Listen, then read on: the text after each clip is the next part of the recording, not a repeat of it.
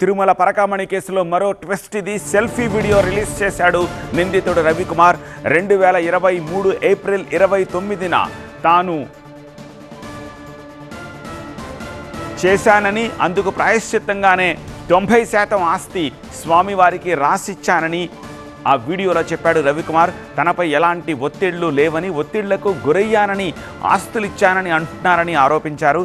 తన ఆస్తులను వేరే వారికి ఎందుకు ఇస్తా అన్నారు రవికుమార్.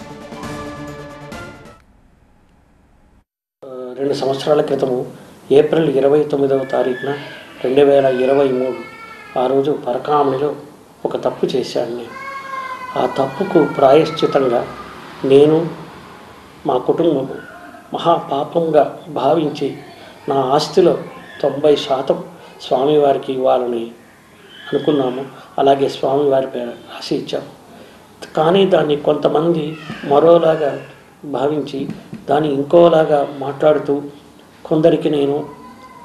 కొందరు ఒత్తిళ్లతో నేను చేశానని, కొందరికేవో నేను డబ్బులు ఇచ్చానని, ఆస్తి రూపంగా ఇచ్చానని ఏవేవో మాట్లాడుతున్నారు. అది కాకుండా నా ఆస్తి నేను స్వామివారికి ఇవ్వటానికి ఎవరికో ఎందుకు ఇస్తాను చెప్పండి. అది కాకుండా నన్ను కొంతమంది బ్లాక్మెయిల్ కూడా చేశారండి. ఆ బ్లాక్మెయిల్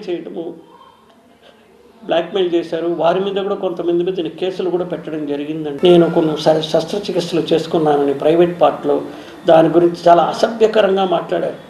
ఇది గత 2.5 సంవత్సరాలుగా 3 సంవత్సరాలుగా నేను, నా కుటుంబ సభ్యులు, నా భార్య పిల్లలు మనోవేదన చెందుతూనే ఉన్నాం.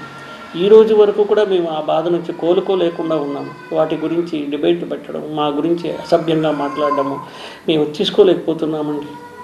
దీన్ని పై న్యాయస్థానం వారు నాకు ఎటువంటి వైద్య పరీక్షలు నిర్వహించినా కూడా నేను దానికి సహకరిస్తానని, దానికి నేను సిద్ధంగా ఉన్నాను. ఆ యొక్క వైద్య పరీక్షలు లేవని నేను నిరూపించుకుంటాను. ఎందుకంటే అవన్నీ అవాస్తవాలు. వీరు చెప్పేవన్నీ ఏది కూడా వాస్తవాలు కాదు.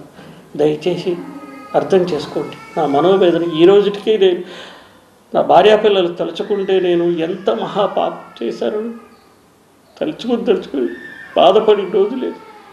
దయచేసి ప్లీజ్